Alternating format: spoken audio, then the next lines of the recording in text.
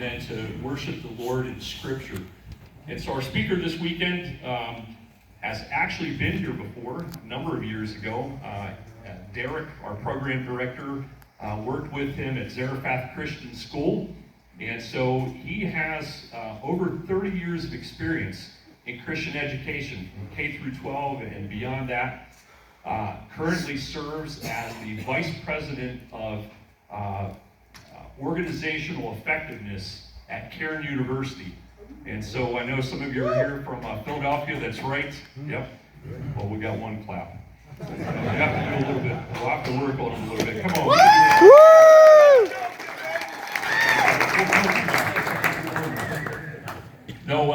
No, I'm really excited to hear what God has laid on his heart. I know he's got a message from the Lord to share with us as men this weekend. And so would you join me in welcoming Amir Ruiz Esparza this weekend to Camp Orchard Hill?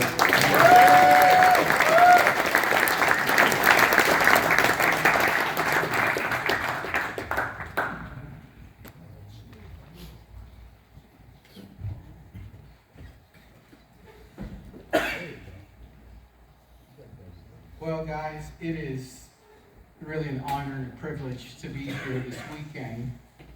I don't know, Derek asked me several months ago if I wanted to come and speak, and I said, sure, I'll come and speak.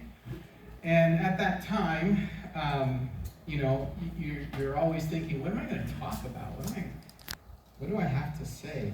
And anyways, I believe the Lord's laid a message this weekend for all of us, for me to kind of go through it again, in a sense, by talking to you guys about some things that have happened in my life. Let me grab my water here.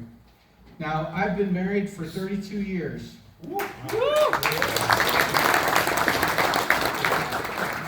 I know I don't look it, it's the water, so if you want to buy some water from me, I can sell it to you. I look young like me forever.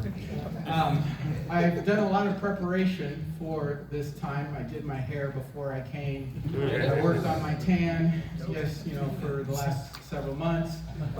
But I've come here, as I've thought about the message, I was thinking about something that happened in the spring of 23.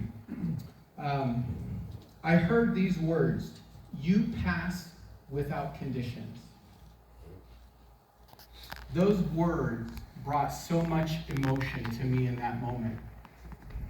Because that was one of the committee members telling me, "Amir, you have defended your dissertation well. Welcome, doctor." Congratulations. The amount of time and effort, years, 5.5 years, pursuing this.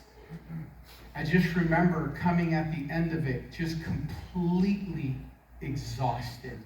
And the only thing that could come out of me was all of this raw emotion, and yet I was still trying to contain it in that moment. But I was just so relieved, and there was so much joy in that emotion. And I remember sharing, my wife was sitting just outside of the little area that I was doing this defense, because I was doing it online. And I came out, I said, it's done. I'm done. I just got to jump through a couple hoops, and we can now move on to the next stage of our life. And as I went through that, the resilience that it took to get to the end of that was pretty significant. I learned a lot through that. Now, little did I know that I would be going through something else in my life that would also call on this idea of resilience. Now, if once you get to know me, you'll start to understand that I love research. I love reading research. I love diving into data, doing analysis. That's part of my responsibilities at Cairn. So I'm always helping the institution, trying to, in terms of making informed decisions whenever they're making decisions at the university. And so I love this idea of research. So as I was thinking about this idea of resilience, this phenomenon of resilience, I wanted to dive deeper into it. As I was thinking about it, I was like, man, there's several ways you could study this. You could do like maybe a quantitative study where maybe you do some surveys, do some data analysis, and maybe you specifically do it with believers.